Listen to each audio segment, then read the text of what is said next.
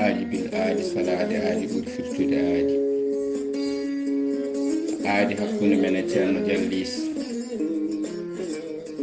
yo yurmede gena wone makko ko jime Pulaar wonno talata kala e oɗon sahaa. hande noon min warti Bandum nde wonno ko oɗo talata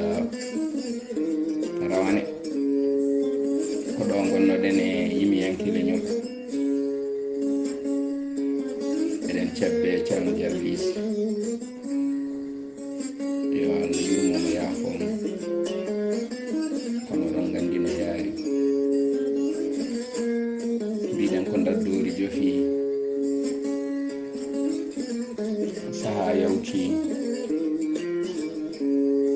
nde yano ha hiiri taw jamma o wajobini niɓɓere kunus e nder cuuri fulfuli ladde Allah jeerende yewende ɓeydi ñande mawbare 16 yarkoma hitaande ujunnaje 2022 waktu jeena ɓiije hojomaji 7 ko yewtere men yimiyanki leñol min goni gena waɗi hande ko an min teddodiri jime ma min jimto min deƴƴani daddori min tinani min matani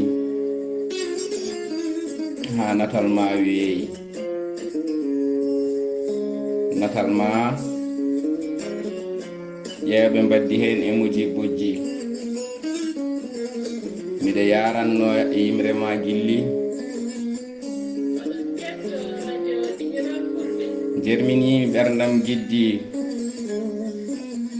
taram miɗa jokki kono mi faami fanay jam hirani hoore am miɗa wadda funti ala wonata gasata idi ko jime men ɗe tan jurmini jam hirani miɗa heppa ko jofnatmi ha jaari pinal namdi holko ɗum firti takarama Jallis jabti Jallis sanki hollum gonɗinde calimi ɗum fo wonno koye bindi hitowol hoorejo Hamidou kettimi daja ba jabren Allah ceerno men yeehi nangue mutti jaalal yani kadi daddori jofi yewende waɗi caggal nde ni jofni nulal mayri faari e tulagu windere ha huuɓi leñol ndi raddani ndi wañani ndi aynani Jallis wetti windi wulli yewti yimi yenni dugi ɗum fof ko beele ɗemgal men neni wal Pular no hisri taw hay mbuuɗo heɓani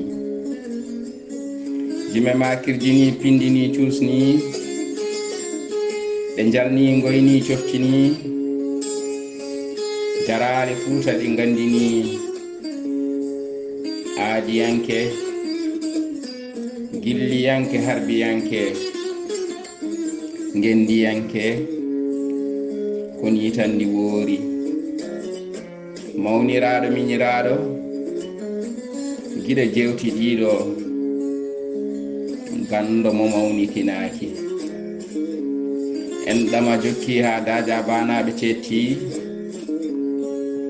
Abdoullahi Ali Diallo jallis ko ni wurti